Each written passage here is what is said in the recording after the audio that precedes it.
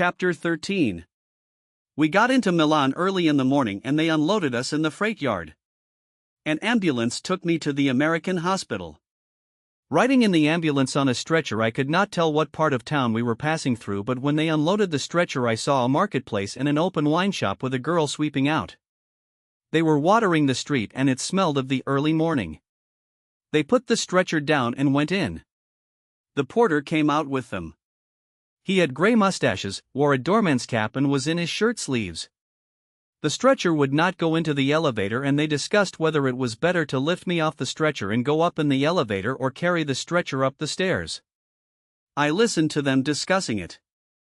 They decided on the elevator. They lifted me from the stretcher. "Go easy," I said. "Take it softly." In the elevator we were crowded and as my legs bent the pain was very bad. "Straighten out the legs," I said. "We can't, Signor Tenente. There isn't room." The man who said this had his arm around me and my arm was around his neck. His breath came in my face metallic with garlic and red wine. "Be gentle," the other man said. "Son of a bitch who isn't gentle." "Be gentle I say," the man with my feet repeated. I saw the doors of the elevator closed, and the grill shut and the fourth floor button pushed by the porter. The porter looked worried. The elevator rose slowly. "Heavy?" I asked the man with the garlic. "Nothing," he said. His face was sweating and he grunted. The elevator rose steadily and stopped. The man holding the feet opened the door and stepped out. We were on a balcony. There were several doors with brass knobs. The man carrying the feet pushed a button that rang a bell. We heard it inside the doors. No one came. Then the porter came up the stairs. "Where are they?" the stretcher bearers asked. "I don't know," said the porter. "They sleep downstairs." "Get somebody." The porter rang the bell, then knocked on the door, then he opened the door and went in. When he came back there was an elderly woman wearing glasses with him. Her hair was loose and half falling and she wore a nurse's dress. "I can't understand," she said. "I can't understand Italian." "I can speak English," I said. "They want to put me somewhere. None of the rooms are ready. There isn't any patient expected." She tugged at her hair and looked at me nearsightedly. "Show them any room where they can put me." "I don't know," she said. "There's no patient expected. I couldn't put you in just any room." "Any room will do," I said. Then to the porter in Italian, "Find an empty room." "They are all empty," said the porter. "You are the first patient." He held his cap in his hand and looked at the elderly nurse. "For Christ's sweet sake, take me to some room." The pain had gone on and on with the legs bent and I could feel it going in and out of the bone. The porter went in the door, followed by the gray-haired woman, then came hurrying back. "Follow me," he said. They carried me down a long hallway and into a room with drawn blinds. It smelled of new furniture. There was a bed and a big wardrobe with a mirror. They laid me down on the bed. "I can't put on sheets," the woman said. "The sheets are locked up." I did not speak to her. "There is money in my pocket," I said to the porter. "In the button-down pocket." The porter took out the money. The two stretcher-bearers stood beside the bed holding their caps. "Give them 5 lire apiece and 5 lire for yourself." "My papers are in the other pocket." "You may give them to the nurse." The stretcher-bearers saluted and said thank you. "Goodbye," I said. "And many thanks." They saluted again and went out. "Those papers," I said to the nurse, "describe my case and the treatment already given." The woman picked them up and looked at them through her glasses. There were 3 papers and they were folded. "I don't know what to do," she said. "I can't read Italian. I can't do anything without the doctor's orders." She commenced to cry and put the papers in her apron pocket. "Are you an American?" she asked, crying. "Yes." "Please put the papers on the table by the bed." It was dim and cool in the room. As I lay on the bed, I could see the big mirror on the other side of the room but could not see what it reflected. The porter stood by the bed. He had a nice face and was very kind. "You can go," I said to him. "You can go too," I said to the nurse. "What is your name?" "Mrs. Walker." "You can go, Mrs. Walker." "I think I will go to sleep." I was alone in the room. It was cool and did not smell like a hospital.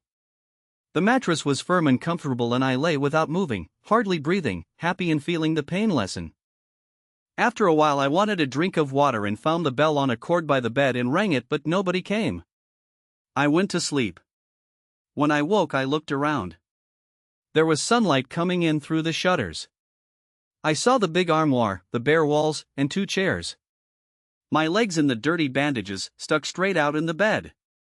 I was careful not to move them. I was thirsty and I reached for the bell and pushed the button. I heard the door open and looked, and it was a nurse. She looked young and pretty. "Good morning," I said. "Good morning," she said and came over to the bed. "We haven't been able to get the doctor. He's gone to Lake Como.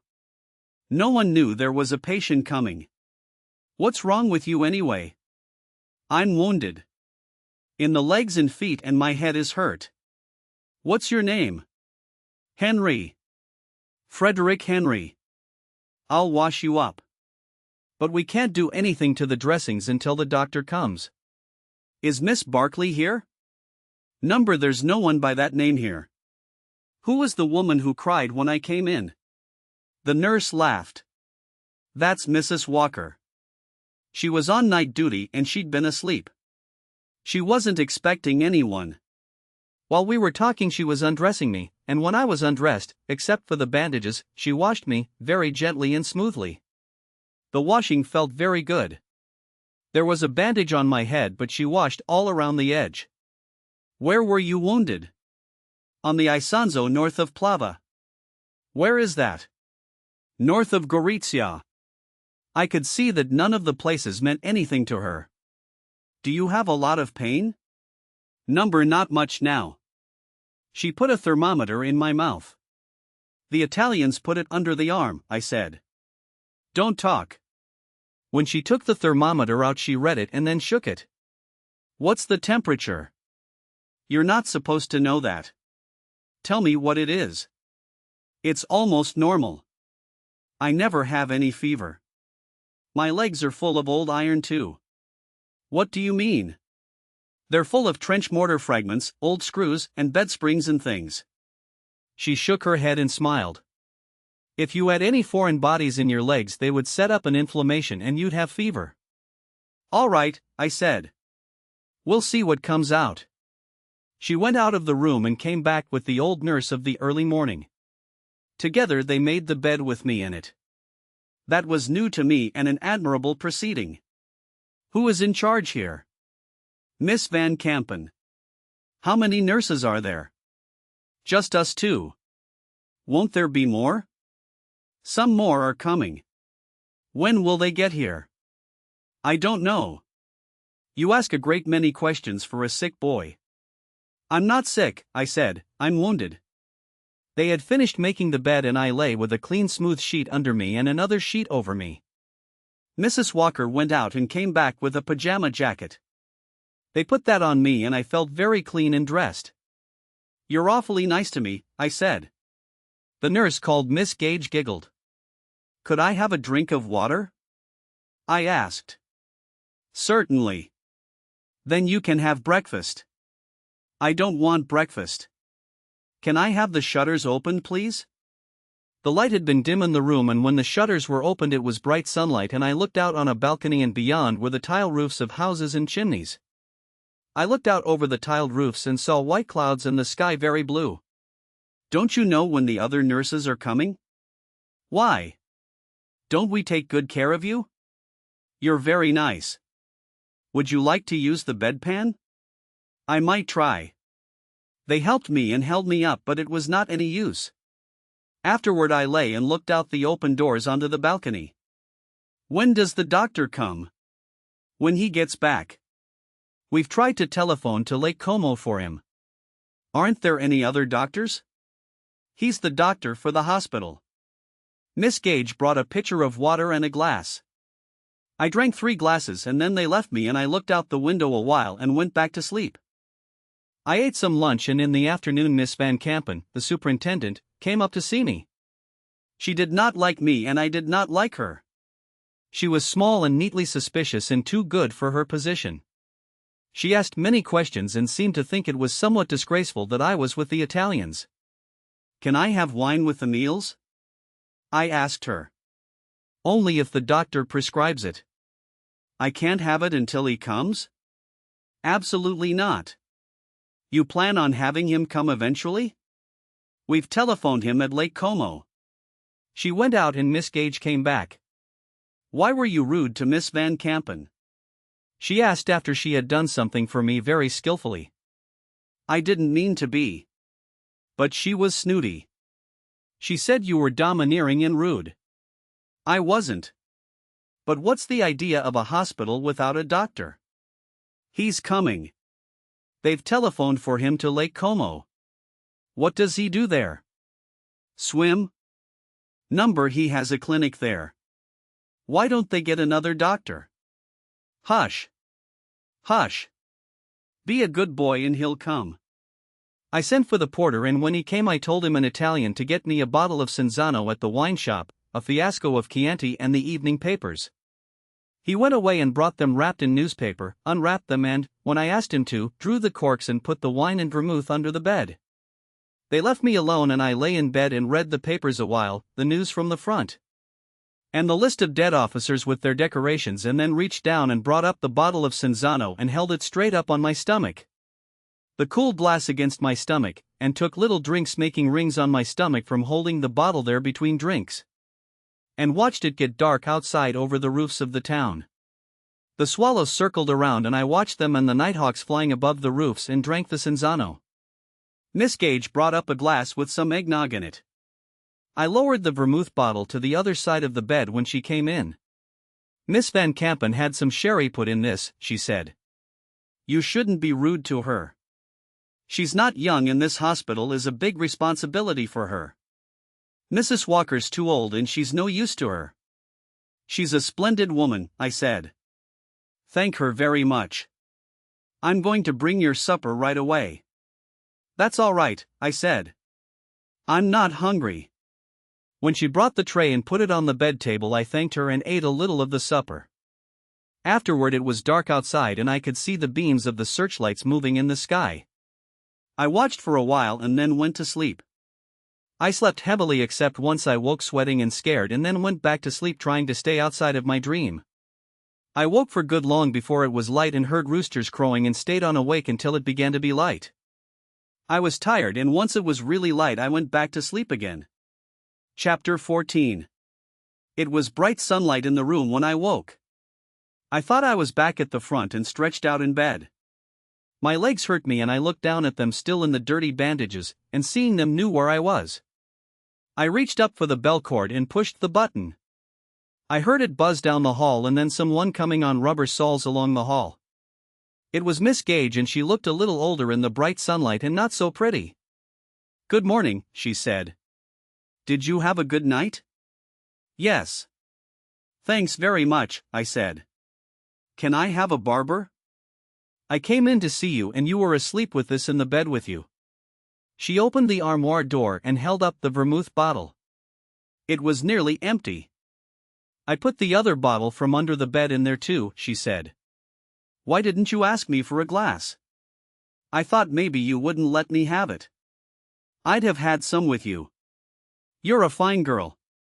It isn't good for you to drink alone, she said. You mustn't do it. All right. Your friend Miss Barkley's come, she said. Really? Yes. I don't like her. You will like her. She's awfully nice. She shook her head. I'm sure she's fine. Can you move just a little to this side? That's fine. I'll clean you up for breakfast. She washed me with a cloth and soap and warm water. Hold your shoulder up, she said. That's fine. Can I have the barber before breakfast? I'll send the porter for him. She went out and came back. He's gone for him, she said, and dipped the cloth she held in the basin of water. The barber came with the porter. He was a man of about 50 with an upturned mustache. Miss Gage was finished with me and went out, and the barber lathered my face and shaved. He was very solemn and refrained from talking. What's the matter? Don't you know any news? I asked.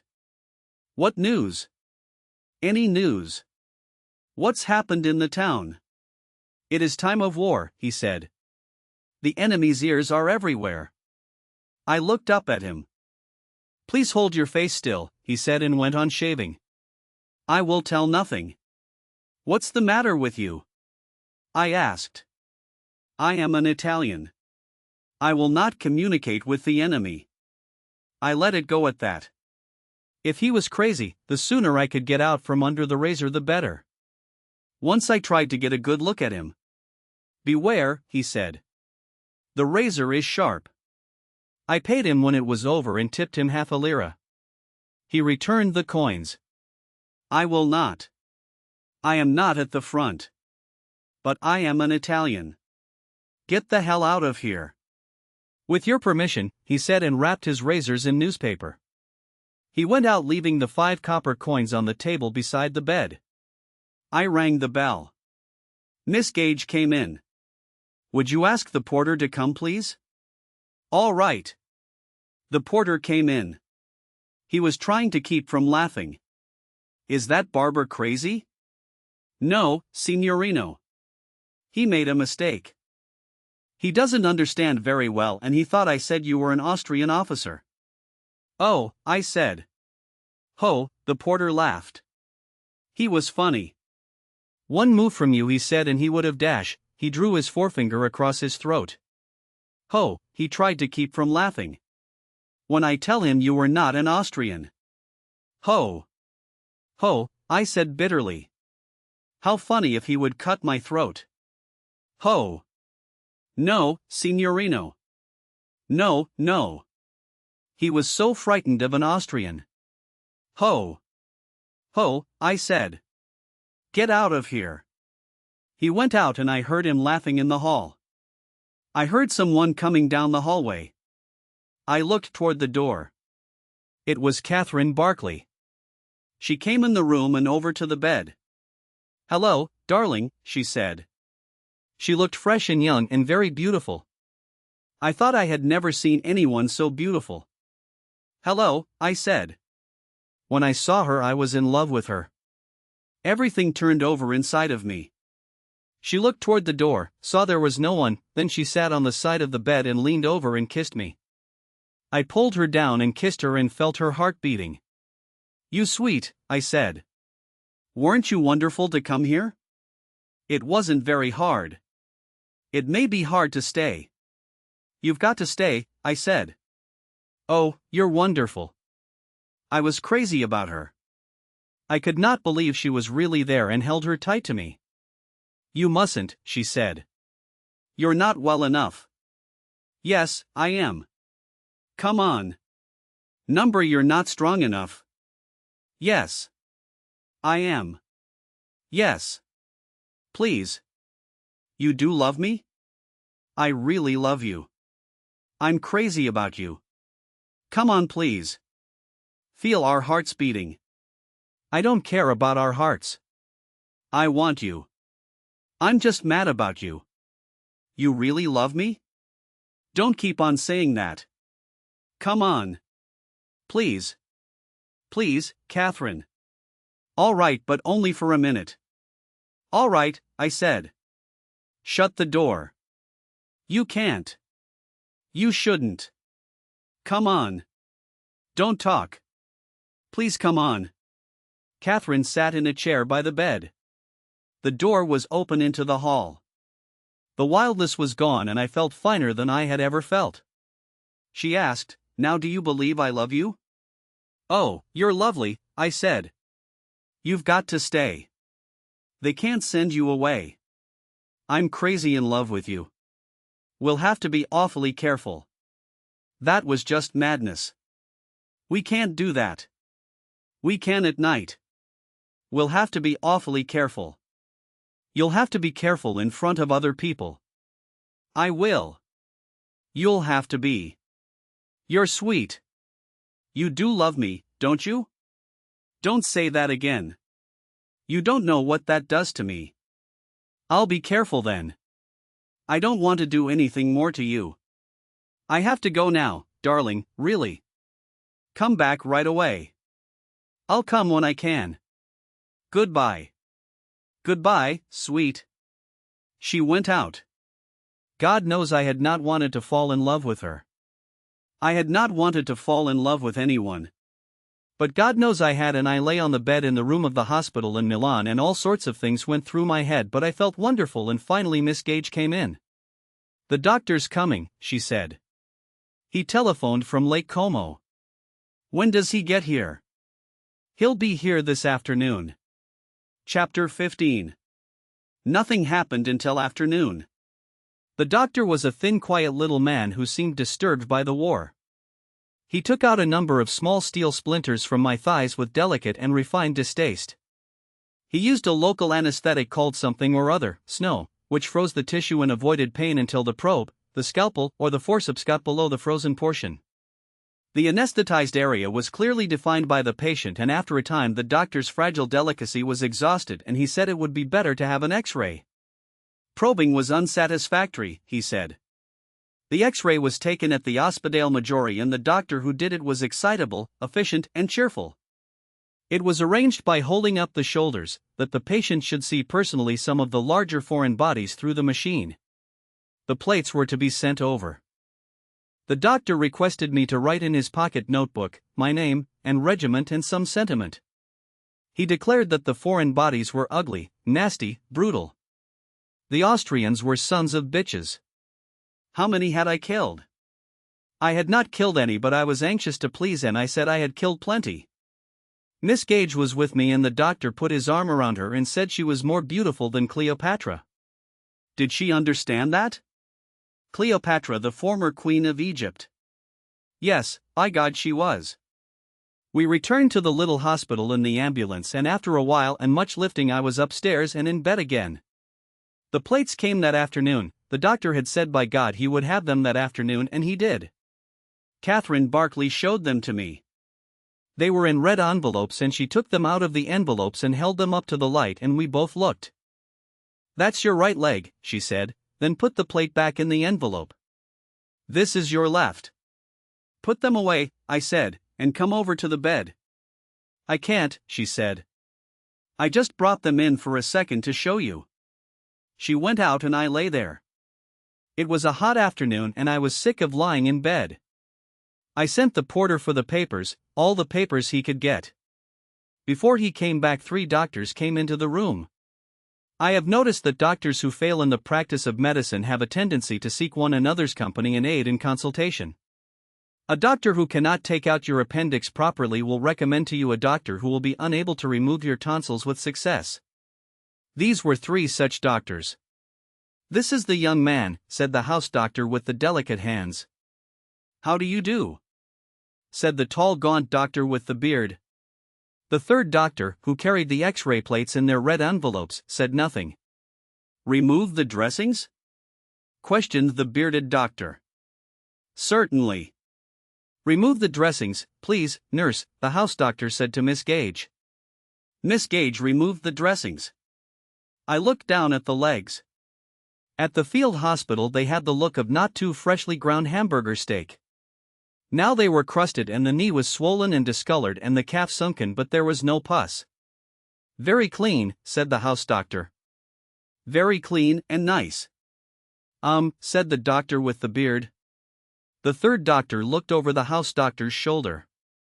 Please move the knee, said the bearded doctor. I can't.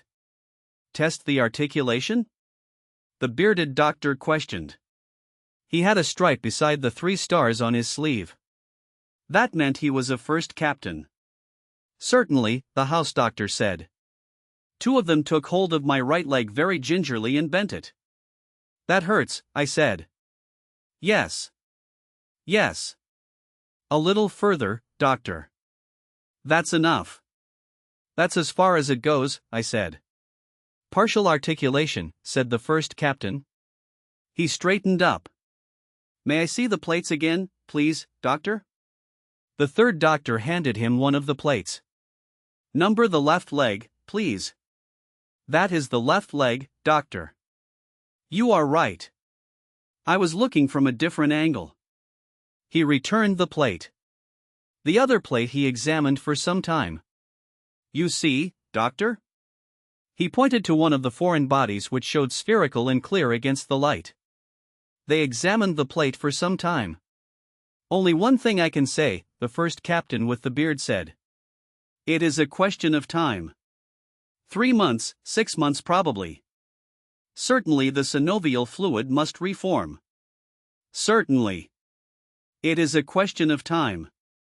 I could not conscientiously open a knee like that before the projectile was insisted.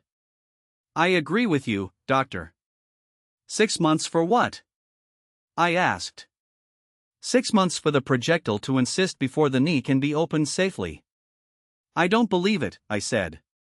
Do you want to keep your knee, young man? No, I said. What? I want it cut off, I said, so I can wear a hook on it. What do you mean? A hook? He is joking, said the house doctor. He patted my shoulder very delicately. He wants to keep his knee. This is a very brave young man. He has been proposed for the Silver Medal of Valor. All my felicitations, said the first captain. He shook my hand. I can only say that to be on the safe side you should wait at least 6 months before opening such a knee. You are welcome of course to another opinion. Thank you very much, I said. I value your opinion. The first captain looked at his watch. We must go, he said. All my best wishes. All my best wishes and many thanks, I said. I shook hands with the third doctor, Capitano Verini Tenente Henry, and they all three went out of the room. Miss Gage, I called. She came in. Please ask the house doctor to come back a minute. He came in holding his cap and stood by the bed. Did you wish to see me? Yes. I can't wait 6 months to be operated on. My God, doctor, did you ever stay in bed 6 months? You won't be in bed all the time. You must first have the wounds exposed to the sun. Then afterward you can be on crutches. For 6 months and then have an operation? That is the safe way. The foreign bodies must be allowed to insist and the synovial fluid will reform. Then it will be safe to open up the knee. Do you really think yourself I will have to wait that long? That is the safe way. Who is that first captain? He is a very excellent surgeon of Milan. He's a first captain, isn't he? Yes, but he is an excellent surgeon. I don't want my leg fooled with by a first captain. If he was any good he would be made a major. I know what a first captain is, doctor. He is an excellent surgeon and I would rather have his judgment than any surgeon I know. Could another surgeon see it? Certainly if you wish. But I would take Dr. Varella's opinion myself. Could you ask another surgeon to come and see it? I will ask Valentini to come. Who is he? He is a surgeon of the Ospedale Maggiore. Good. I appreciate it very much. You understand, doctor, I couldn't stay in bed 6 months. You would not be in bed. You would first take a sun cure. Then you could have light exercise. Then when it was insisted we would operate. But I can't wait 6 months. The doctor spread his delicate fingers on the cap he held and smiled. You are in such a hurry to get back to the front? Why not? It is very beautiful, he said. You are a noble young man. He stooped over and kissed me very delicately on the forehead. I will send for Valentini. Do not worry and excite yourself. Be a good boy. Will you have a drink? I asked. No thank you. I never drink alcohol. Just have one. I rang for the porter to bring glasses. Number no thank you. They are waiting for me. Goodbye, I said. Goodbye.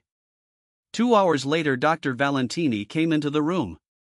He was in a great hurry and the points of his mustache stood straight up. He was a major, his face was tanned and he laughed all the time.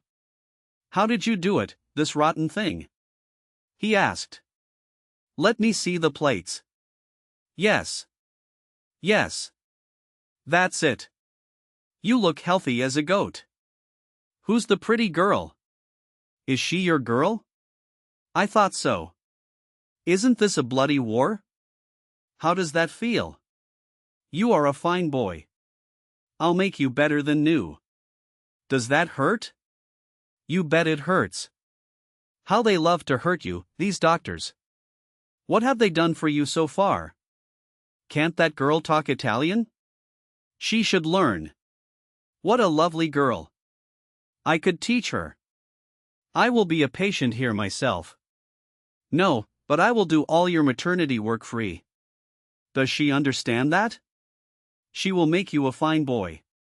A fine blonde like she is." "That's fine. That's all right. What a lovely girl. Ask her if she eats supper with me." "No, I won't take her away from you." "Thank you. Thank you very much, Mississippi. That's all. That's all I want to know." He patted me on the shoulder. "Leave the dressings off. Will you have a drink, Dr. Valentini?"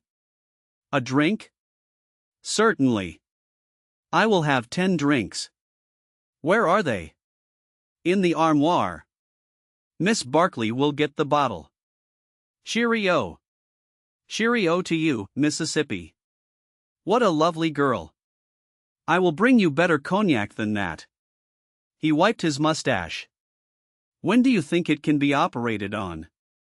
"Tomorrow morning." "Not before. Your stomach must be emptied. You must be washed out. I will see the old lady downstairs and leave instructions. Goodbye. I see you tomorrow. I'll bring you better cognac than that. You are very comfortable here. Goodbye. Until tomorrow. Get a good sleep.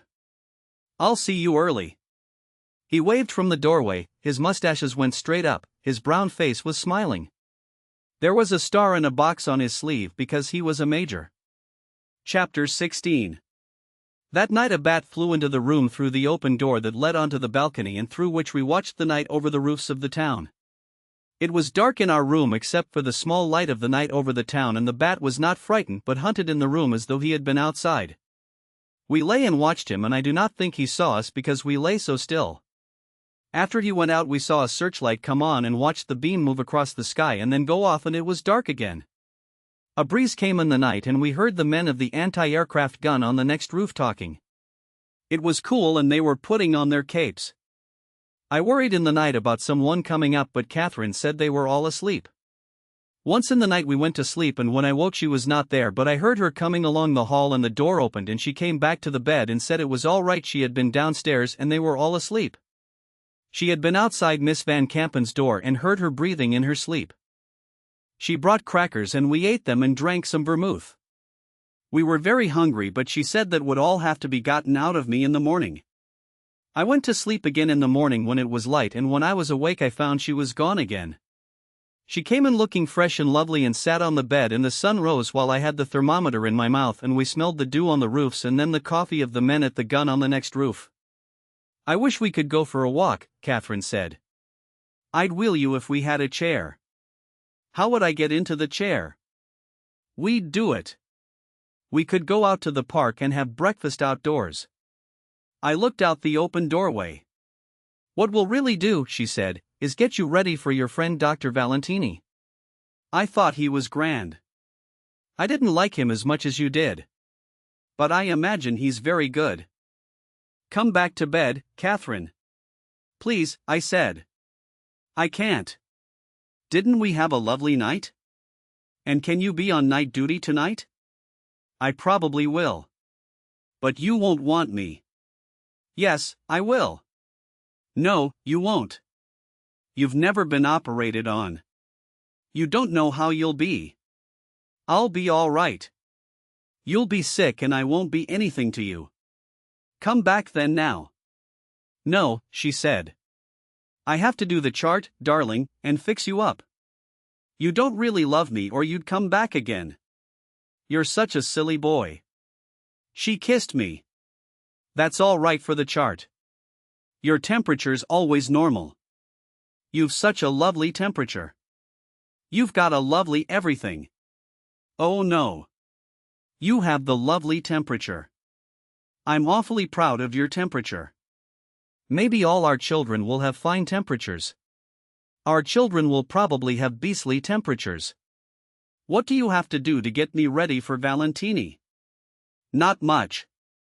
But quite unpleasant. I wish you didn't have to do it. I don't. I don't want anyone else to touch you. I'm silly. I get furious if they touch you. Even Ferguson? Especially Ferguson and Gage and the other, what's her name? Walker? That's it.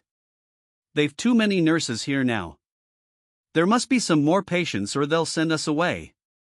They have 4 nurses now. Perhaps there'll be some. They need that many nurses. It's quite a big hospital. I hope some will come. What would I do if they sent me away? They will unless there are more patients. I'd go too. Don't be silly. You can't go yet. But get well quickly, darling, and we will go somewhere. And then what? Maybe the war will be over. It can't always go on. I'll get well, I said. Valentini will fix me. He should with those mustaches. And, darling, when you're going under the ether, just think about something else, not us. Because people get very blabby under anesthetic.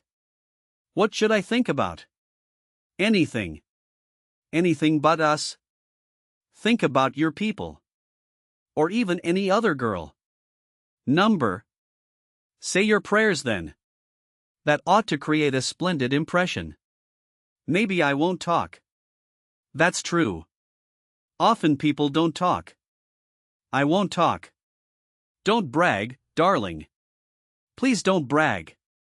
You're so sweet and you don't have to brag. I won't talk a word. Now you're bragging, darling. You know you don't need to brag. Just start your prayers or poetry or something when they tell you to breathe deeply. You'll be lovely that way and I'll be so proud of you. I'm very proud of you anyway. You have such a lovely temperature and you sleep like a little boy with your arm around the pillow and think it's me. Or is it some other girl? Some fine Italian girl? It's you. Of course it's me. Oh, I do love you and Valentini will make you a fine leg. I'm glad I don't have to watch it. And you'll be on night duty tonight. Yes. But you won't care. You wait and see. There, darling. Now you're all clean inside and out. Tell me. How many people have you ever loved? Nobody. Not me even? Yes, you. How many others really? None. How many have you, how do you say it? Stayed with? None. You're lying to me. Yes. It's all right. Keep right on lying to me.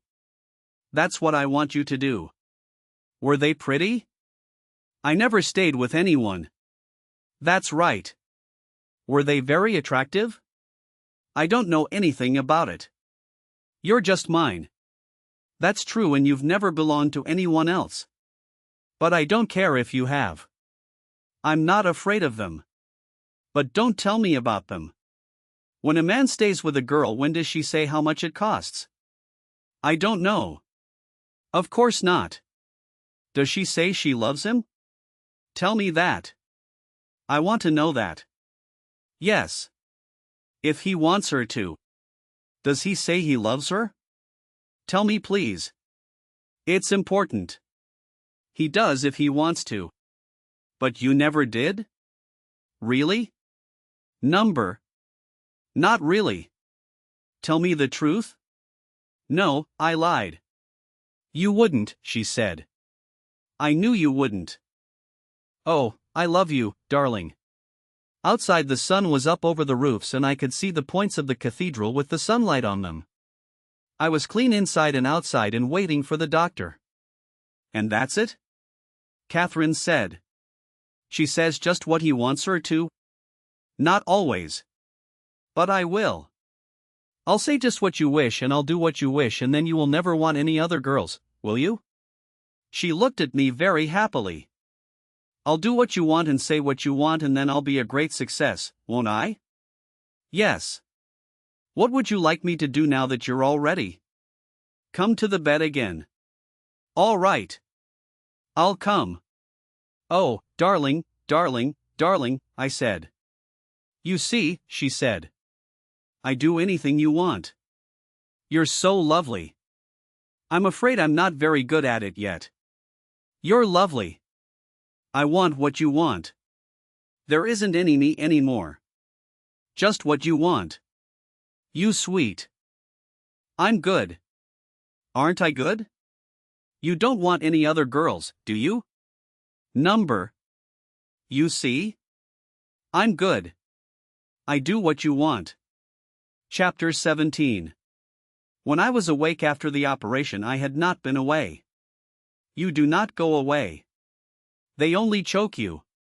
It is not like dying, it is just a chemical choking, so you do not feel. And afterward you might as well have been drunk, except that when you throw up nothing comes but bile and you do not feel better afterward. I saw sandbags at the end of the bed. They were on pipes that came out of the cast. After a while I saw Miss Gage and she said, "How is it now?" "Better," I said. "He did a wonderful job on your knee." "How long did it take?" 2 hours and a half. Did I say anything silly? Not a thing. Don't talk. Just be quiet. I was sick and Catherine was right. It did not make any difference who was on night duty. There were 3 other patients in the hospital now, a thin boy in the Red Cross from Georgia with malaria. A nice boy, also thin, from New York, with malaria and jaundice, and a fine boy who had tried to unscrew the fuse cap from a combination shrapnel and high explosive shell for a souvenir. This was a shrapnel shell used by the Austrians in the mountains with a nose cap which went on after the burst and exploded on contact. Catherine Barkley was greatly liked by the nurses because she would do night duty indefinitely. She had quite a little work with the malaria people. The boy who had unscrewed the nose cap was a friend of ours and never rang at night. Unless it was necessary, but between the times of working we were together. I loved her very much and she loved me. I slept in the daytime and we wrote notes during the day when we were awake and sent them by Ferguson. Ferguson was a fine girl. I never learned anything about her except that she had a brother in the 52nd Division and a brother in Mesopotamia, and she was very good to Catherine Barkley. "Will you come to our wedding, Fergie?" I said to her once. "You'll never get married." "We will." "No, you won't." "Why not?" "You'll fight before you'll marry." "We never fight." "You've time yet." "We don't fight." "You'll die then." "Fight or die. That's what people do. They don't marry." I reached for her hand. "Don't take hold of me," she said. "I'm not crying. Maybe you'll be all right, you too. But watch out you don't get her in trouble. You get her in trouble and I'll kill you." "I won't get her in trouble." "Well, watch out then. I hope you'll be all right. You have a good time. We have a fine time. Don't fight then and don't get her into trouble." "I won't. Mind you watch out. I don't want her with any of these war babies." "You're a fine girl, Fergie." "I'm not. Don't try to flatter me. How does your leg feel?" "Fine.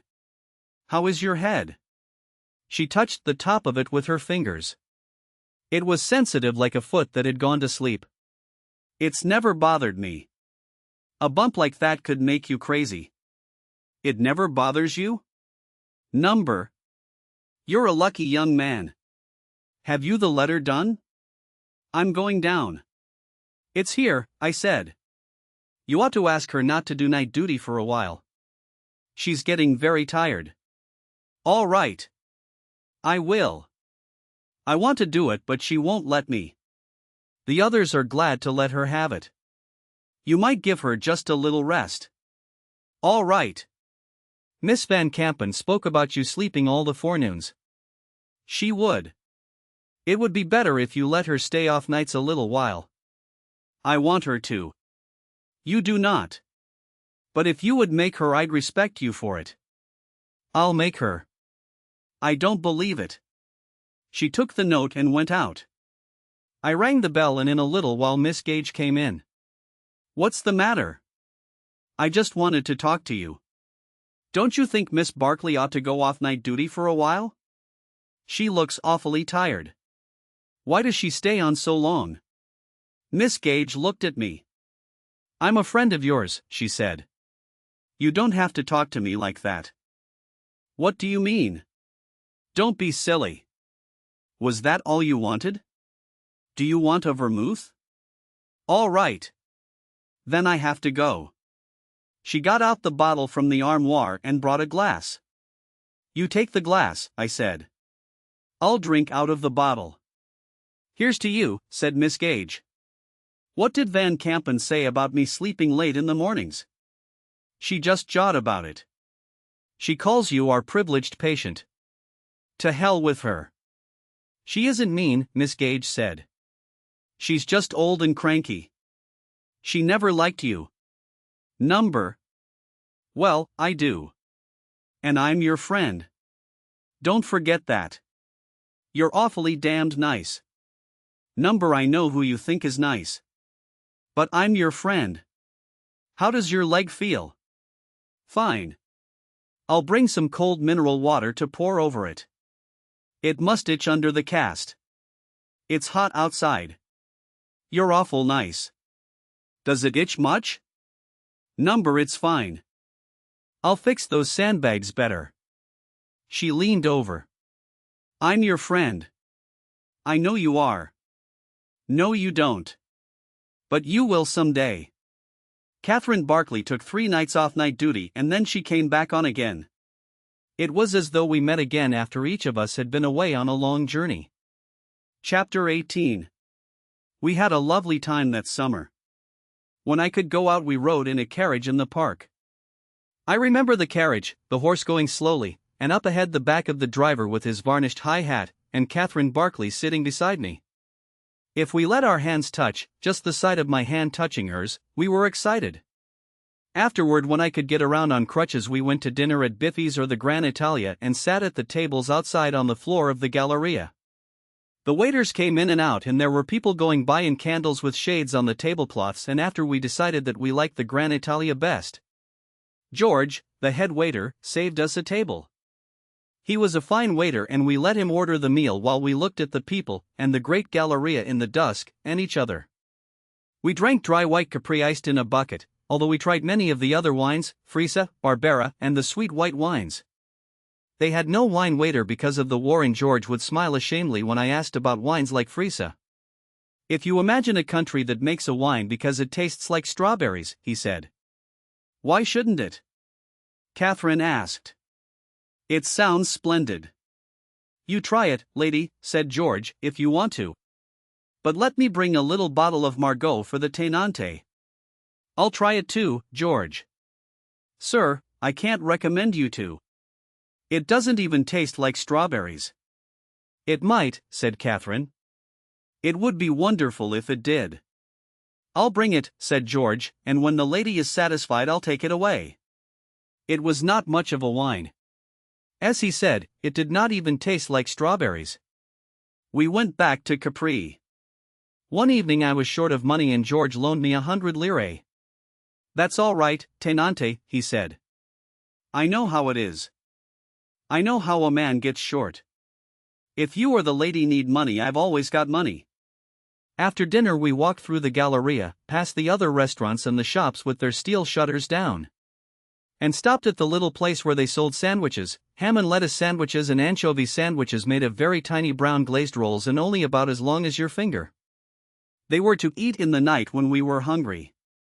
Then we got into an open carriage outside the Galleria in front of the cathedral and rode to the hospital. At the door of the hospital, the porter came out to help with the crutches. I paid the driver, and then we rode upstairs in the elevator. Catherine got off at the lower floor where the nurses lived, and I went on up and went down the hall on crutches to my room. Sometimes I undressed and got into bed, and sometimes I sat out on the balcony with my leg up on another chair and watched the swallows over the roofs and waited for Catherine. When she came upstairs, it was as though she had been away on a long trip, and I went along the hall with her on the crutches and carried the basins and waited outside the doors. Or went in with her, it depending on whether they were friends of ours or not, and when she had done all there was to be done, we sat out on the balcony outside my room. Afterward I went to bed, and when they were all asleep and she was sure they would not call, she came in. I loved to take her hair down, and she sat on the bed and kept very still, except suddenly she would dip down to kiss me while I was doing it.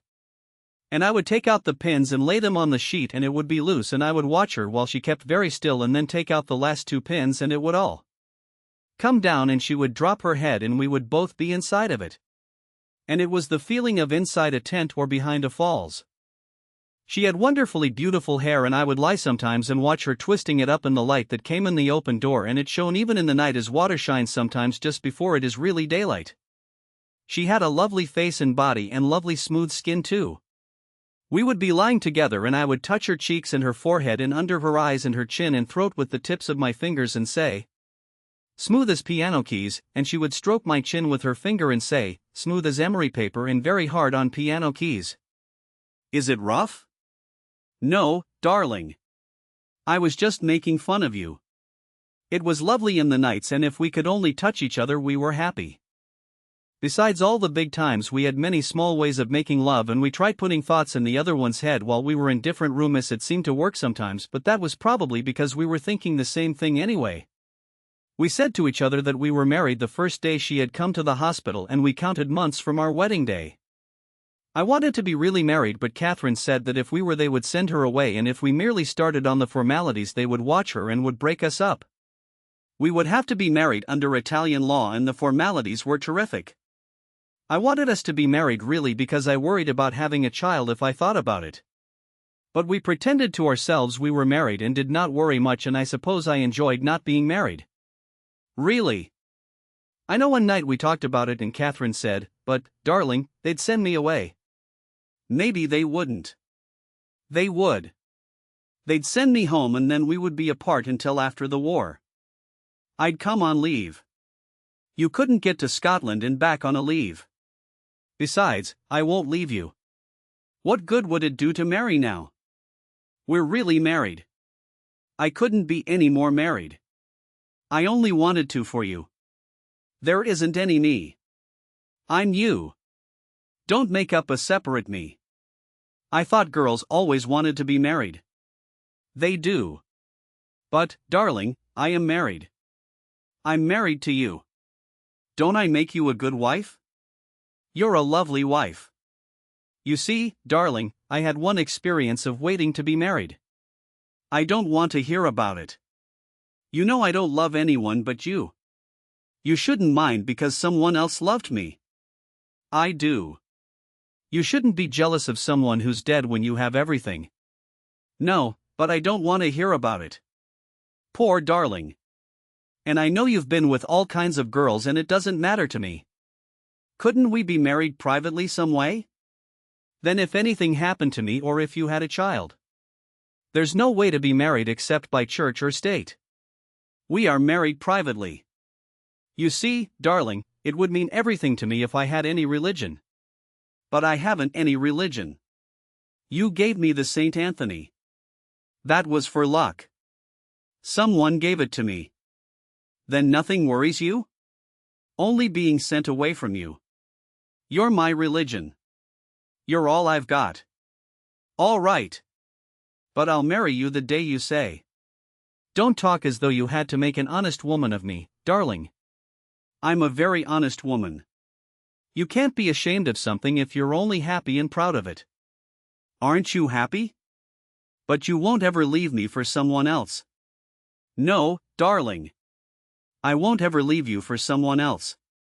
I suppose all sorts of dreadful things will happen to us. But you don't have to worry about that.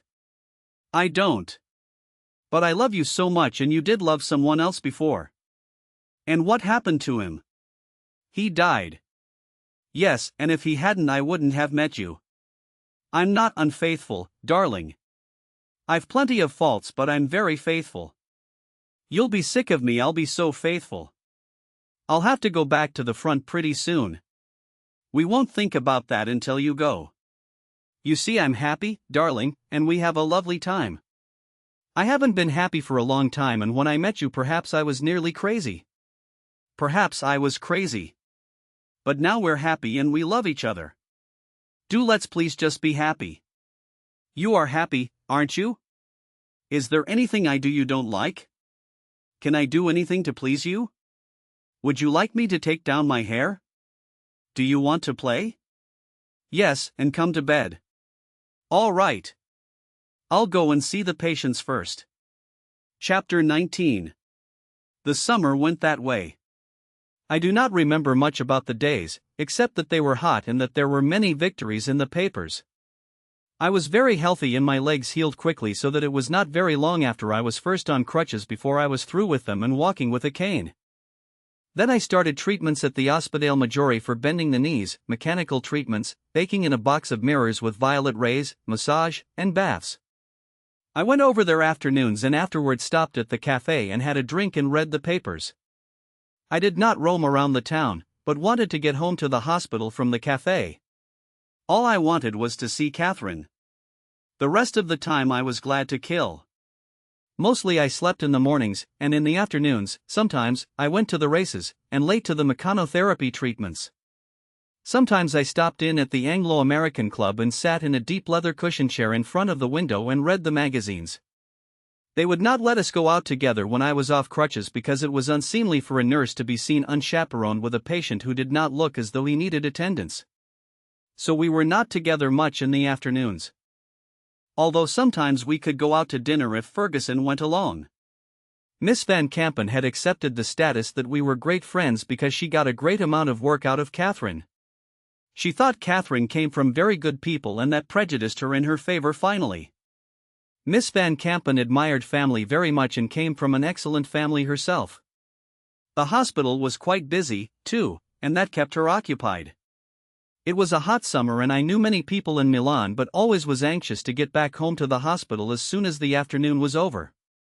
At the front they were advancing on the Carso. They had taken Cook across from Plava and were taking the Bincisa Plateau. The west front did not sound so good. It looked as though the war were going on for a long time.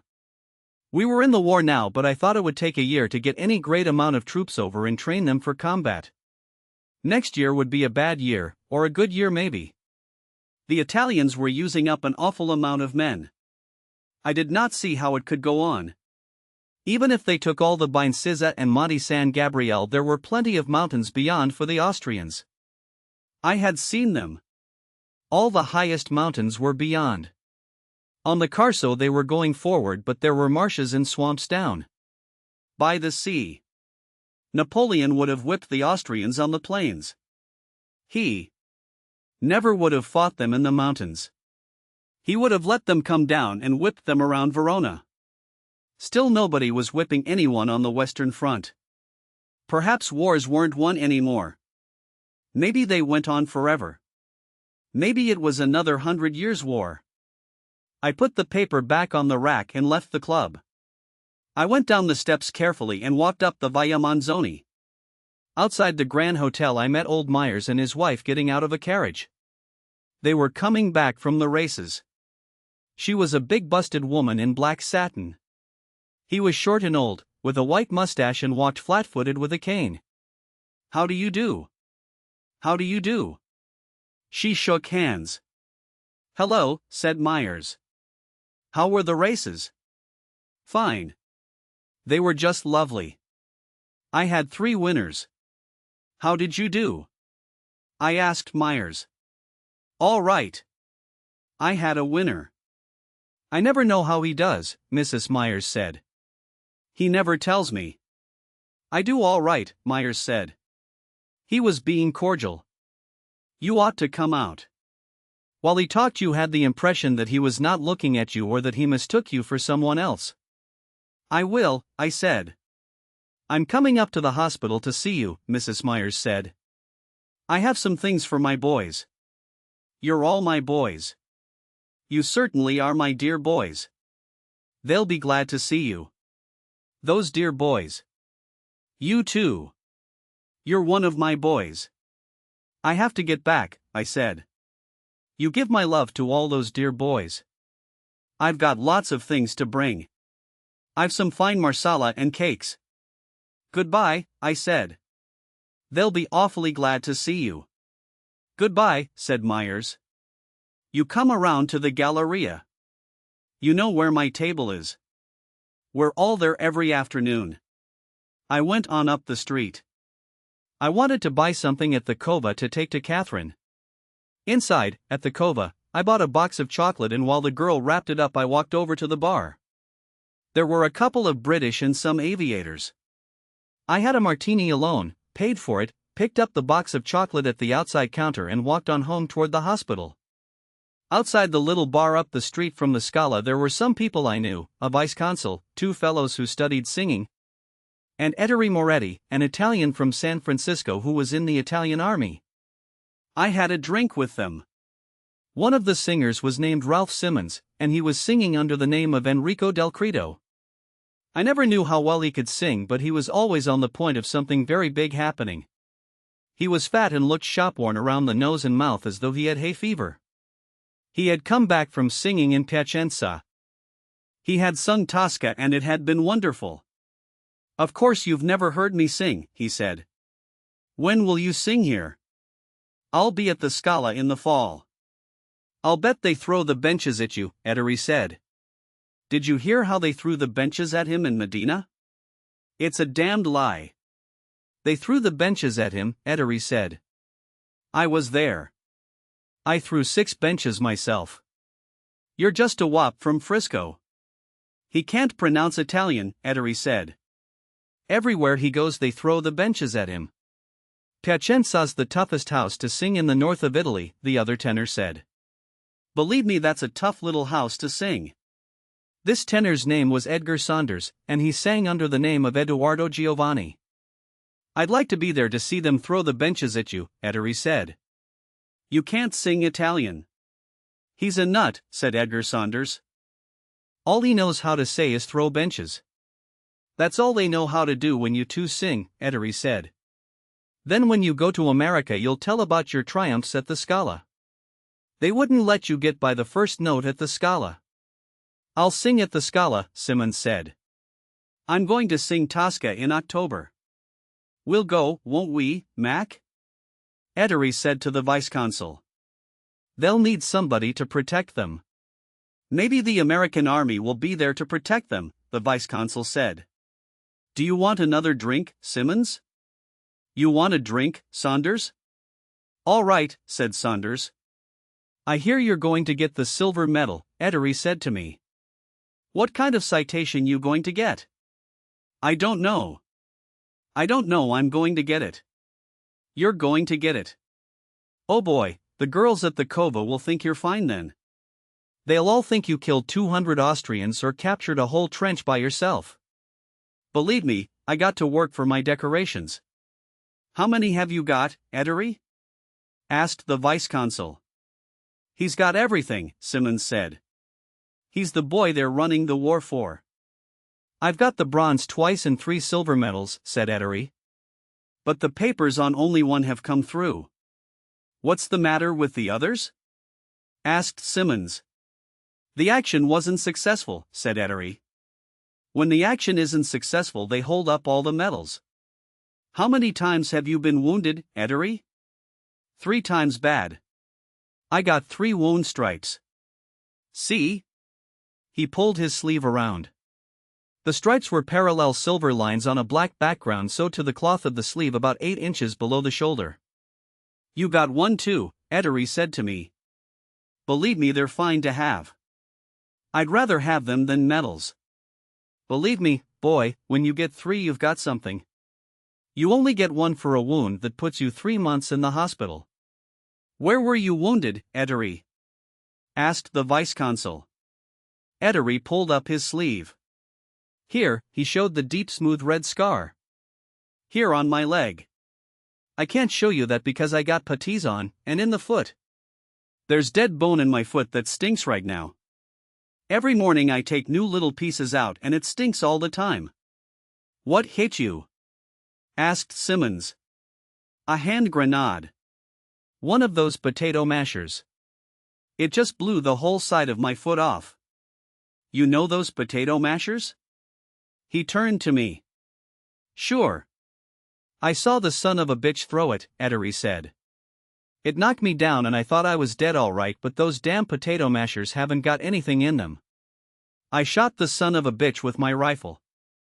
I always carry a rifle so they can't tell I'm an officer. How did he look? Asked Simmons. That was the only one he had, Ettery said. I don't know why he threw it. I guess he always wanted to throw one. He never saw any real fighting probably. I shot the son of a bitch all right. How did he look when you shot him? Simmons asked. Hell, how should I know, said Ettery. I shot him in the belly. I was afraid I'd miss him if I shot him in the head. How long have you been an officer, Ettery? I asked. 2 years. I'm going to be a captain. How long have you been a lieutenant? Going on 3 years. You can't be a captain because you don't know the Italian language well enough, Ettery said. You can talk but you can't read and write well enough. You got to have an education to be a captain. Why don't you go in the American Army? Maybe I will. I wish to God I could. Oh, boy, how much does a captain get, Mac? I don't know exactly.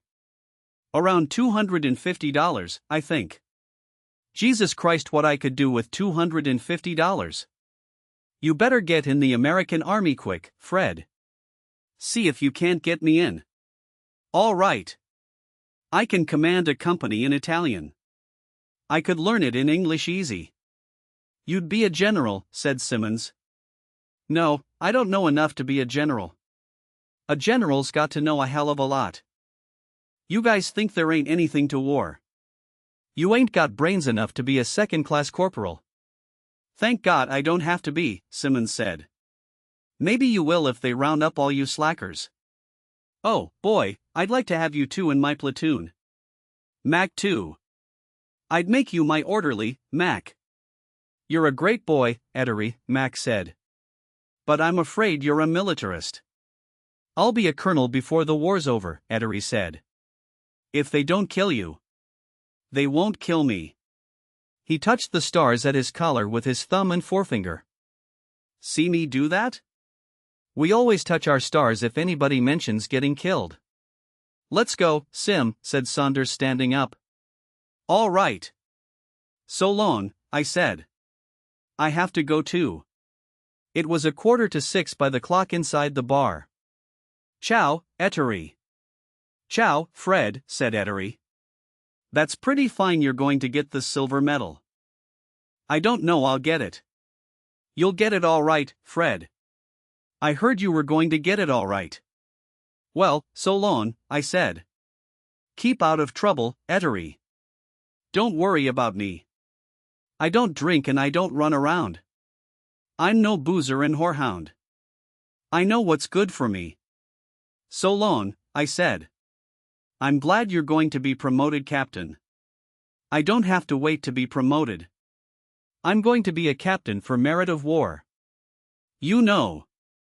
3 stars with the crossed swords and crown above. That's me. Good luck. Good luck. When you going back to the front? Pretty soon. Well, I'll see you around. So long. So long. Don't take any bad nickels. I walked on down a back street that led to a crosscut to the hospital. Ettery was 23. He had been brought up by an uncle in San Francisco and was visiting his father and mother in Torino when war was declared. He had a sister who had been sent to America with him at the same time to live with the uncle, who would graduate from normal school this year.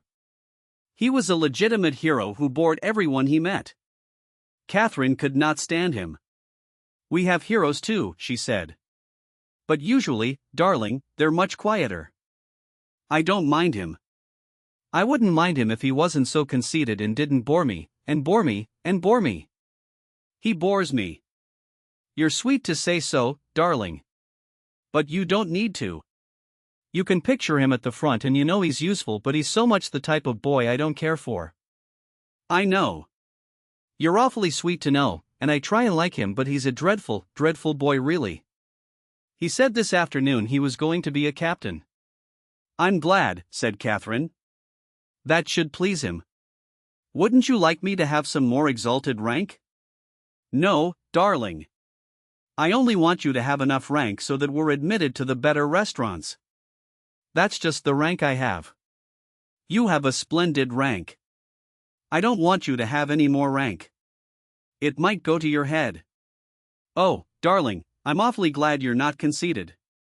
I'd have married you even if you were conceited, but it's very restful to have a husband who's not conceited. We were talking softly out on the balcony.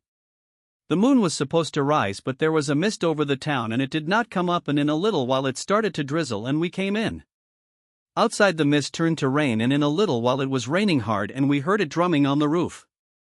I got up and stood at the door to see if it was raining in, but it wasn't, so I left the door open. Who else did you see? Catherine asked. Mr. and Mrs. Myers. They're a strange lot. He's supposed to have been in the penitentiary at home. They let him out to die. And he lived happily in Milan forever after. I don't know how happily. Happily enough after jail, I should think. She's bringing some things here. She brings splendid things. Were you her dear boy? One of them. You are all her dear boys, Catherine said. She prefers the dear boys. Listen to it rain. It's raining hard. And you'll always love me, won't you? Yes. And the rain won't make any difference? Number. That's good. Because I'm afraid of the rain. Why? I was sleepy. Outside the rain was falling steadily. I don't know, darling. I've always been afraid of the rain. I like it. I like to walk in it. But it's very hard on loving. I'll love you always. I'll love you in the rain and in the snow and in the hail, and what else is there? I don't know. I guess I'm sleepy. Go to sleep, darling, and I'll love you no matter how it is. You're not really afraid of the rain, are you? Not when I'm with you. Why are you afraid of it? I don't know. Tell me. Don't make me. Tell me. Number. Tell me. All right. I'm afraid of the rain because sometimes I see me dead in it. Number. And sometimes I see you dead in it. That's more likely. No, it's not, darling. Because I can keep you safe. I know I can. But nobody can help themselves. Please stop it. I don't want you to get Scotch and crazy tonight. We won't be together much longer. No, but I am Scotch and crazy. But I'll stop it. It's all nonsense. Yes, it's all nonsense. It's all nonsense. It's only nonsense. I'm not afraid of the rain. I'm not afraid of the rain. Oh, God, I wish I wasn't. She was crying. I comforted her and she stopped crying. But outside it kept on raining. Chapter 20. One day in the afternoon we went to the races. Ferguson went too, and Crowell Rogers, the boy who had been wounded in the eyes by the explosion of the shell nosecap.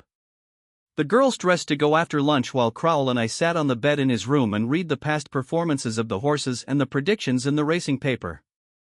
Crowell's head was bandaged and he did not care much about these races, but read the racing paper constantly and kept track of all the horses for something to do. He said the horses were a terrible lot, but they were all the horses we had. Old Myers liked him and gave him tips. Myers won on nearly every race but disliked to give tips because it brought down the prices. The racing was very crooked. Men who had been ruled off the turf everywhere else were racing in Italy. Myers' information was good, but I hated to ask him because sometimes he did not answer, and always you could see it hurt him to tell you.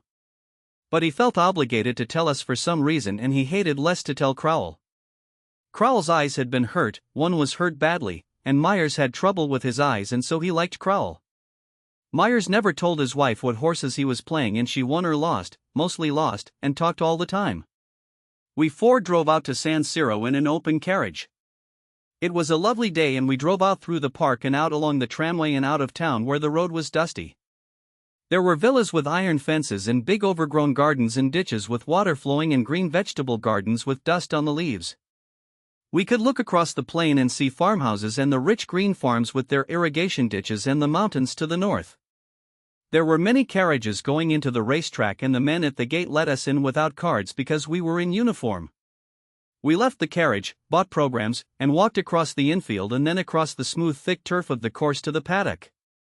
The grandstands were old and made of wood, and the betting booths were under the stands and in a row out near the stables. There was a crowd of soldiers along the fence in the infield. The paddock was fairly well filled with people, and they were walking the horses around in a ring under the trees behind the grandstand. We saw people we knew and got chairs for Ferguson and Catherine and watched the horses. They went around, one after the other, their heads down, the grooms leading them. One horse, a purplish black, Crowell swore was dyed that color. We watched him, and it seemed possible. He had only come out just before the bell rang to saddle. We looked him up in the program from the number on the groom's arm, and it was listed a black gelding named Japalac. The race was for horses that had never won a race worth 1,000 lire or more. Catherine was sure his color had been changed. Ferguson said she could not tell. I thought he looked suspicious. We all agreed we ought to back him and pooled 100 lire. The odds sheets showed he would pay 35 to 1. Crowell went over and bought the tickets while we watched the jockeys ride around once more and then go out under the trees to the track and gallop slowly up to the turn where the start was to be. We went up in the grandstand to watch the race. They had no elastic barrier at San Siro then, and the starter lined up all the horses. They looked very small way up the track, and then sent them off with a crack of his long whip. They came past us with the black horse well in front, and on the turn he was running away from the others. I watched them on the far side with the glasses and saw the jockey fighting to hold him in, but he could not hold him, and when they came around the turn and into the stretch, the black horse was 15 lengths ahead of the others. He went way on up and around the turn after the finish. "Isn't it wonderful?" Catherine said. "We'll have over 3,000 lire.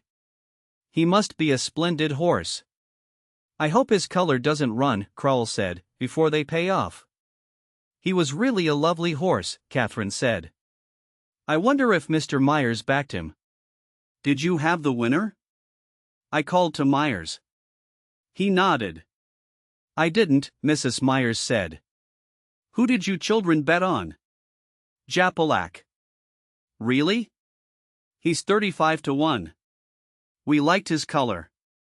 "I didn't. I thought he looked seedy. They told me not to back him." "He won't pay much," Myers said. "He's marked 35 to 1 in the quotes," I said. "He won't pay much." "At the last minute," Myers said, "they put a lot of money on him." "Who?" "Campen and the boys." "You'll see. He won't pay 2 to 1. "Then we won't get 3,000 lire," Catherine said. "I don't like this crooked racing." "We'll get 200 lire. "That's nothing. That doesn't do us any good. I thought we were going to get 3,000. "It's crooked and disgusting," Ferguson said. "Of course," said Catherine, "if it hadn't been crooked we'd never have backed him at all. But I would have liked the 3,000 lire. "Let's go down and get a drink and see what they pay," Crowell said. We went out to where they posted the numbers, and the bell rang to pay off, and they put up 18.50 after Japalac to win. That meant he paid less than even money on a 10 lira bet. We went to the bar under the grandstand and had a whiskey and soda apiece. We ran into a couple of Italians we knew in McAdams, the vice-consul, and they came up with us when we joined the girls. The Italians were full of manners, and McAdams talked to Catherine while we went down to bed again. Mr. Myers was standing near the pari-mutuel. "Ask him what he played," I said to Crowell. "What are you on, Mr. Myers?" Crowell asked. Myers took out his program and pointed to the number 5 with his pencil. Do you mind if we play him too? Crowell asked. Go ahead. Go ahead. But don't tell my wife I gave it to you. Will you have a drink? I asked. No thanks. I never drink. We put 100 lire on number 5 to win and 100 to place and then had another whiskey and soda apiece. I was feeling very good and we picked up a couple more Italians, who each had a drink with us, and went back to the girls. These Italians were also very mannered and matched manners with the 2 we had collected before. In a little while no one could sit down. I gave the tickets to Catherine. What horse is it? I don't know. Mr. Myers' choice. Don't you even know the name? Number you can find it on the program. Number 5 I think. You have touching faith, she said. The number 5 won but did not pay anything. Mr. Myers was angry. You have to put up 200 lire to make 20, he said. 12 lire for 10. It's not worth it. My wife lost 20 lire. I'll go down with you, Catherine said to me. The Italians all stood up. We went downstairs and out to the paddock. Do you like this? Catherine asked. Yes. I guess I do. It's all right, I suppose, she said. But, darling, I can't stand to see so many people. We don't see many. Number but those Myers and the man from the bank with his wife and daughters. He cashes my sight drafts, I said. Yes, but someone else would if he didn't. Those last 4 boys were awful. We can stay out here and watch the race from the fence. That will be lovely. And, darling, let's back a horse we've never heard of and that Mr. Myers won't be backing. All right. We backed a horse named Light for Me that finished 4th in a field of 5. We leaned on the fence and watched the horses go by, their hoofs thudding as they went past, and saw the mountains off in the distance and Milan beyond the trees in the fields. I feel so much cleaner, Catherine said. The horses were coming back, through the gate, wet and sweating, the jockeys quieting them and riding up to dismount under the trees. Wouldn't you like a drink? We could have one out here and see the horses. I'll get them, I said. The boy will bring them, Catherine said. She put her hand up and the boy came out from the pagoda bar beside the stables. We sat down at a round iron table. Don't you like it better when we're alone? Yes, I said. I felt very lonely when they were all there. It's grand here, I said. Yes. It's really a pretty course. It's nice. Don't let me spoil your fun, darling. I'll go back whenever you want. No, I said. We'll stay here and have our drink. Then we'll go down and stand at the water jump for the steeplechase. You're awfully good to me, she said. After we had been alone a while, we were glad to see the others again. We had a good time. Chapter 21. In September the first cool nights came, then the days were cool and the leaves on the trees in the park began to turn color and we knew the summer was gone. The fighting at the front went very badly and they could not take San Gabriel. The fighting on the Bincisa Plateau was over and by the middle of the month the fighting for San Gabriel was about over too. They could not take it. Ettore was gone back to the front. The horses were gone to Rome and there was no more racing. Crowell had gone to Rome too, to be sent back to America. There were riots twice in the town against the war and bad rioting in Turin. A British major at the club told me the Italians had lost 150,000 men on the Bincisa Plateau and on San Gabriel. He said they had lost 40,000 on the Carso besides. We had a drink and he talked. He said the fighting was over for the year down here and that the Italians had bitten off more than they could chew. He said the offensive in Flanders was going to the bad. If they killed men as they did this fall, the Allies would be cooked in another year. He said we were all cooked, but we were all right as long as we did not know it. We were all cooked. The thing was not to recognize it. The last country to realize they were cooked would win the war. We had another drink. Was I on somebody's staff? Number he was. It was all balls. We were alone in the club, sitting back in one of the big leather sofas. His boots were smoothly polished dull leather. They were beautiful boots. He said it was all balls. They thought only in divisions and manpower. They all squabbled about divisions and only killed them when they got them. They were all cooked. The Germans won the victories. By God, they were soldiers. The old Hun was a soldier. But they were cooked too. We were all cooked. I asked about Russia. He said they were cooked already. I'd soon see they were cooked. Then the Austrians were cooked too. If they got some Hun divisions, they could do it. Did he think they would attack this fall? Of course they would. The Italians were cooked. Everybody knew they were cooked. The old Hun would come down through the Trentino and cut the railway at Vicenza, and then where would the Italians be? They tried that in 16, I said. Not with Germans. Yes, I said. But they probably wouldn't do that, he said. It was too simple. They'd try something complicated and get royally cooked. I had to go, I said. I had to get back to the hospital. Goodbye, he said. Then cheerily, every sort of luck. There was a great contrast between his world pessimism and personal cheeriness. I stopped at a barber shop and was shaved and went home to the hospital. My leg was as well as it would get for a long time. I had been up for examination 3 days before. There were still some treatments to take before my course at the Ospedale Maggiore was finished, and I walked along the side street practicing not limping. An old man was cutting silhouettes under an arcade.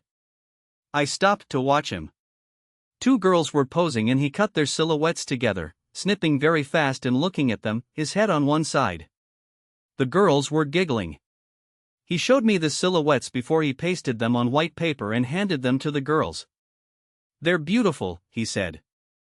How about you, Tenante? The girls went away looking at their silhouettes and laughing. They were nice-looking girls. One of them worked in the wine shop across from the hospital. All right, I said. Take your cap off. Number with it on. It will not be so beautiful, the old man said. But, he brightened, it will be more military. He snipped away at the black paper, then separated the 2 thicknesses and pasted the profiles on a card and handed them to me. How much? That's all right. He waved his hand. I just made them for you. Please. I brought out some coppers. For pleasure.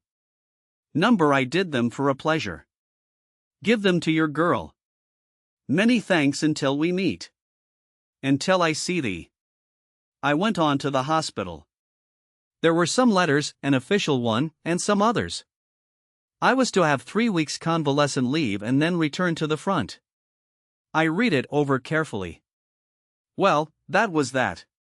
The convalescent leave started October 4th when my course was finished. 3 weeks was 21 days. That made October 25th. I told them I would not be in and went to the restaurant a little way up the street from the hospital for supper and read my letters and the Corriere della Sera at the table.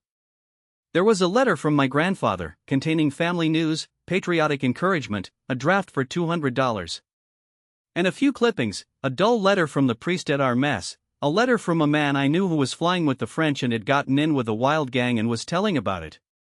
And a note from Rinaldi asking me how long I was going to skulk in Milano and what was all the news. He wanted me to bring him phonograph records and enclosed a list. I drank a small bottle of Chianti with the meal, had a coffee afterward with a glass of cognac, finished the paper, put my letters in my pocket, left the paper on the table with the tip and went out. In my room at the hospital I undressed, put on pajamas and a dressing gown. Pulled down the curtains on the door that opened onto the balcony and sitting up in bed read Boston papers from a pile Mrs. Myers had left for her boys at the hospital. The Chicago White Sox were winning the American League pennant and the New York Giants were leading the National League. Babe Ruth was a pitcher then playing for Boston. The papers were dull, the news was local and stale, and the war news was all old. The American news was all training camps. I was glad I wasn't in a training camp. The baseball news was all I could read and I did not have the slightest interest in it. A number of papers together made it impossible to read with interest. It was not very timely, but I read at it for a while. I wondered if America really got into the war, if they would close down the major leagues. They probably wouldn't. There was still racing in Milan and the war could not be much worse. They had stopped racing in France. That was where our horse Japalac came from. Catherine was not due on duty until 9 o'clock. I heard her passing along the floor when she first came on duty and once saw her pass in the hall. She went to several other rooms and finally came into mine. "I'm late, darling," she said. There was a lot to do. "How are you?" I told her about my papers and the leave. "That's lovely," she said. "Where do you want to go?" "Nowhere. I want to stay here." "That's silly. You pick a place to go and I'll come too." "How will you work it?" "I don't know. But I will." "You're pretty wonderful." "No, I'm not. But life isn't hard to manage when you've nothing to lose." "How do you mean?" "Nothing. I was only thinking how small obstacles seemed that once were so big. I should think it might be hard to manage." "No, it won't, darling. If necessary, I'll simply leave. But it won't come to that." "Where should we go?" "I don't care. Anywhere you want. Anywhere we don't know people." "Don't you care where we go?" "Number, I'll like any place." She seemed upset and taut. "What's the matter, Catherine?" "Nothing. Nothing's the matter." "Yes, there is." "No, nothing. Really nothing." "I know there is." "Tell me, darling." "You can tell me." "It's nothing." "Tell me." "I don't want to." "I'm afraid I'll make you unhappy or worry you." "No, it won't." "You're sure?" "It doesn't worry me, but I'm afraid to worry you." "It won't if it doesn't worry you." "I don't want to tell." "Tell it." "Do I have to?" "Yes." "I'm going to have a baby, darling." "It's almost 3 months along." "You're not worried, are you?" "Please don't." "You mustn't worry." "All right." "Is it all right?" "Of course. I did everything. I took everything, but it didn't make any difference." "I'm not worried." "I couldn't help it, darling, and I haven't worried about it." "You mustn't worry or feel badly." "I only worry about you." "That's it. That's what you mustn't do. People have babies all the time. Everybody has babies. It's a natural thing. You're pretty wonderful." "No, I'm not." "But you mustn't mind, darling. I'll try and not make trouble for you." "I know I've made trouble now. But haven't I been a good girl until now?" "You never knew it, did you?" "Number. It will all be like that. You simply mustn't worry." "I can see you're worrying." "Stop it. Stop it right away." "Wouldn't you like a drink, darling?" "I know a drink always makes you feel cheerful." "Number, I feel cheerful." "And you're pretty wonderful."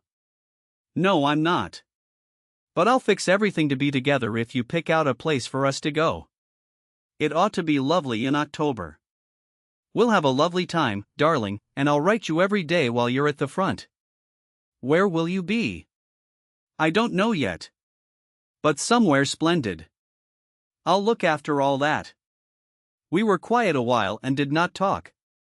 Catherine was sitting on the bed and I was looking at her, but we did not touch each other. We were apart as when someone comes into a room and people are self-conscious.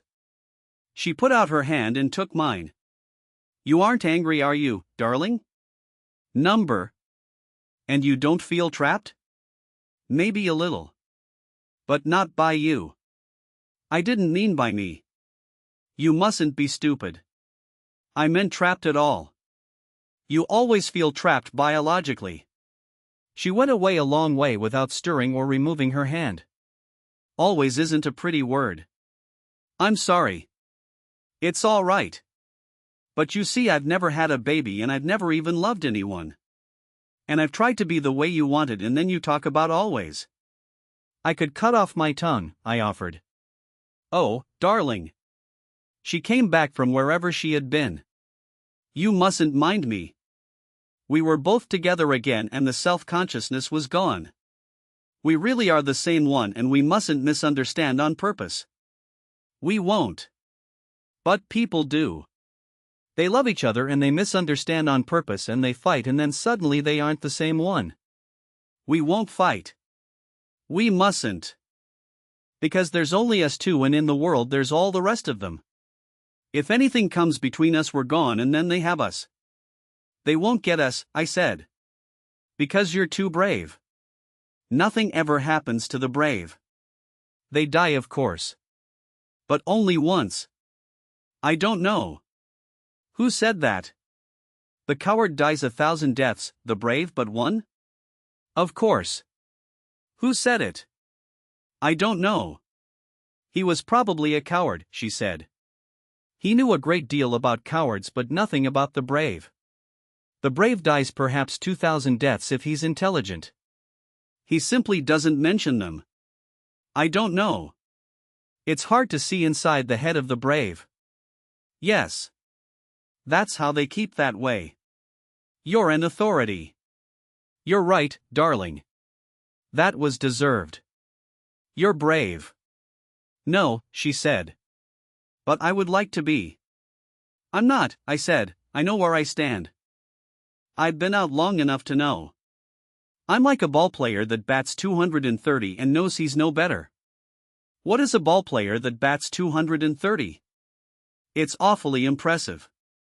It's not. It means a mediocre hitter in baseball. But still a hitter, she prodded me. I guess we're both conceited, I said. But you are brave. But I hope to be. We're both brave, I said. And I'm very brave when I've had a drink. We're splendid people, Catherine said. She went over to the armoire and brought me the cognac and a glass. Have a drink, darling, she said. You've been awfully good. I don't really want one. Take one. All right. I poured the water glass a third full of cognac and drank it off. That was very big, she said. I know brandy is for heroes. But you shouldn't exaggerate. Where will we live after the war? In an old people's home probably, she said. For 3 years I looked forward very childishly to the war ending at Christmas. But now I look forward till when our son will be a lieutenant commander. Maybe he'll be a general. If it's an 100 Years' War he'll have time to try both of the services. Don't you want a drink? It always makes you happy, darling, and it only makes me dizzy. Didn't you ever drink brandy? No, darling. I'm a very old-fashioned wife. I reached down to the floor for the bottle and poured another drink. I'd better go to have a look at your compatriots, Catherine said. Perhaps you'll read the papers until I come back.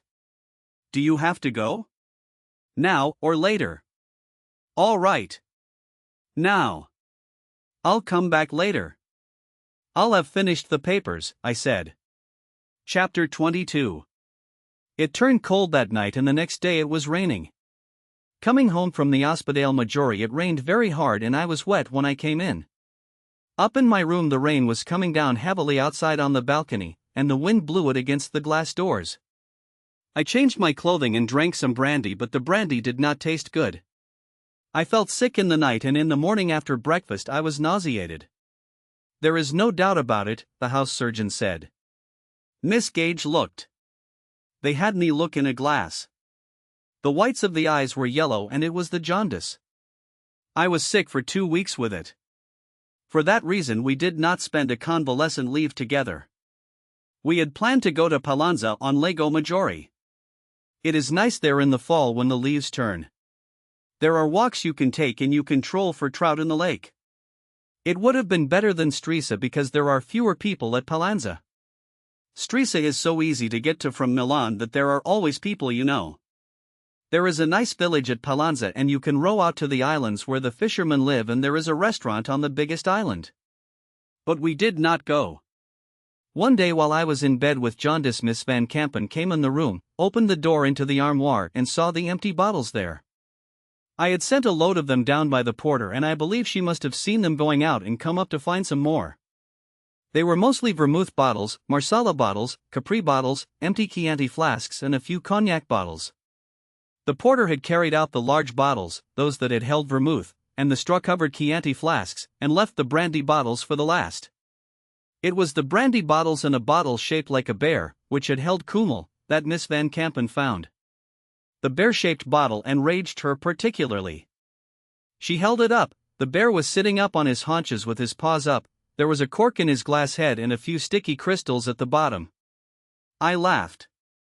It was Kümmel, I said.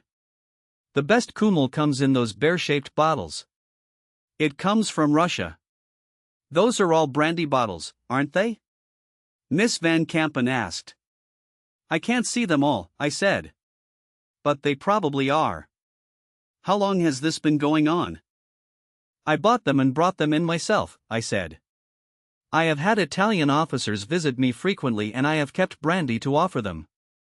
You haven't been drinking it yourself? She said. I have also drunk it myself. Brandy, she said. 11 empty bottles of brandy and that bear liquid. Kümmel. I will send for someone to take them away. Those are all the empty bottles you have? For the moment. And I was pitying you having jaundice. Pity is something that is wasted on you. Thank you. I suppose you can't be blamed for not wanting to go back to the front. But I should think you would try something more intelligent than producing jaundice with alcoholism. With what? With alcoholism.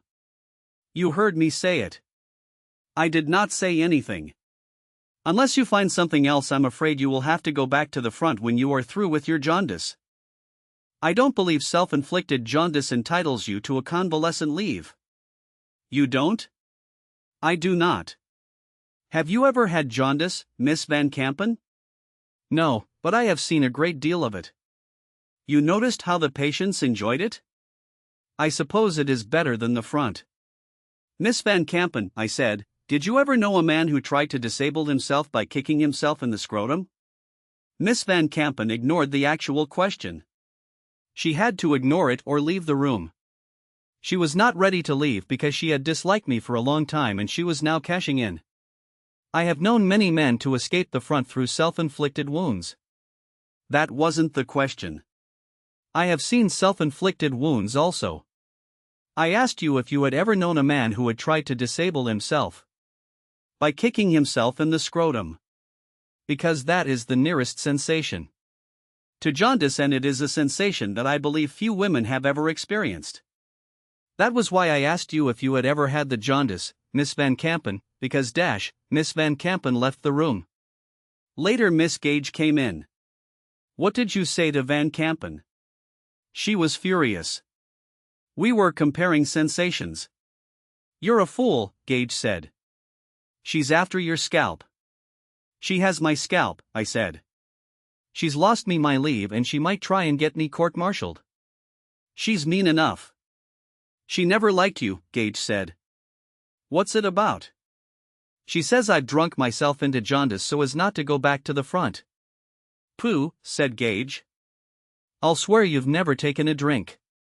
Everybody will swear you've never taken a drink. She found the bottles.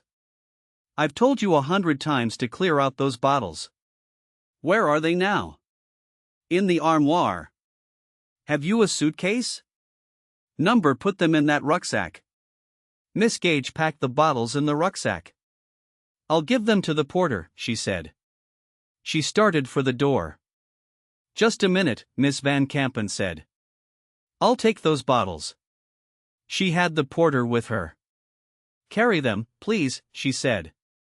I want to show them to the doctor when I make my report. She went down the hall. The porter carried the sack. He knew what was in it. Nothing happened except that I lost my leave.